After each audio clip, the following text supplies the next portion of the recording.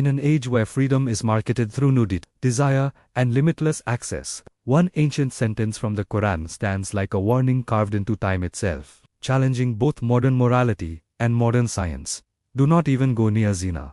Do not commit it, but do not approach it, a distinction so subtle that for centuries it sounded purely moral, yet today neuroscience reveals it to be frighteningly precise. Because the human brain does not collapse at the moment of action, it collapses at the moment of exposure. Modern neurobiology has proven that behavior does not begin with choice, but with cues. Research by Dr. Valerie Voon at the University of Cambridge, published in PLOS ONE 2014, shows that the moment a person views a sexual image or encounters a sexual stimulus, the brain's ventral striatum activates, instantly releasing dopamine even before any physical action begins. This anticipatory dopamine shuts down the prefrontal cortex, the center of logic, restraint, and decision-making, meaning that the moment you go near, your rational control is already offline. Islam's command to lower the gaze was not spiritual poetry. It was a neurological kill switch designed to prevent cognitive hijacking before it begins.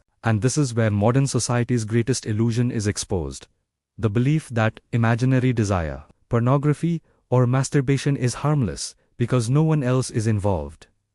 Biology disagrees. Natural intimacy follows a regulated cycle where oxytocin and prolactin balance desire with bonding and satisfaction. But masturbation, especially when paired with pornography, acts as a supernormal stimulus, an unnaturally intense trigger that evolution never prepared the brain to handle. Research by Brody and Krüger, published in Biological Psychology 2006, demonstrates that prolactin levels after masturbation spike abnormally higher and persist longer than after intercourse, leaving the brain in a state not of satisfaction, but deprivation. Elevated prolactin suppresses testosterone, leading to fatigue, brain fog, weakened motivation, and over time contributes to what modern medicine now labels porn-induced erectile dysfunction, documented extensively in Park et al., Journal of Sexual Medicine 2016. But the danger does not end at chemistry. When desire becomes focused fantasy, when someone imagines a real woman they saw in public and gratifies themselves, materialism claims the harm ends in the mind. Quantum physics challenges that assumption.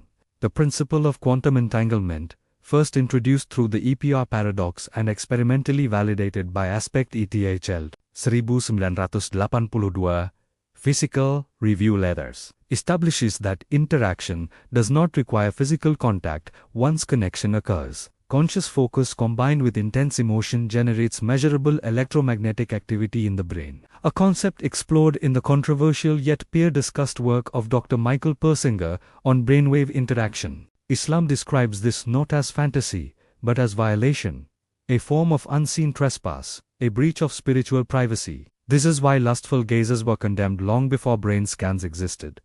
Even scent was regulated. When the Prophet Muhammad, peace be upon him, warned against women wearing perfume in public, it sounded moralistic to modern ears, until endocrinology caught up. The olfactory system bypasses rational processing and connects directly to the limbic brain, meaning smell triggers emotional and sexual arousal instantly. Research published in Psychological Science Miller and Maynard, 2010 confirms that female scent can spike male testosterone levels involuntarily. This makes the hadith recorded in Sunan an-Nasa'i 5126 and Tirmidhi 2786 not social control, but biological foresight. Add to this what neuroimaging reveals about visual stimulation. Studies in Nature, Neuroscience, Hamin A. 2004 show that the male amygdala reacts far more intensely to visual sexual stimuli than the female brain, exposing a biological vulnerability rather than moral weakness. Islam responded by building firewalls, hijab for visual protection, lowering the gaze for cognitive defense, not to imprison desire, but to prevent dopamine loops from hijacking society. Zina then is not an act. It is a cascading mechanism that begins with the eyes, rewires the brain, destabilizes hormones, erodes willpower, and silently spreads psychological and spiritual pollution. When the Quran says, "Do not even go near," it is delivering a preemptive strike against neurological self-destruction. These are not restrictions born of fear, they are survival protocols, encoded into divine law, now being rediscovered by a civilization learning too late, that desire without boundaries does not liberate humanity, it consumes it.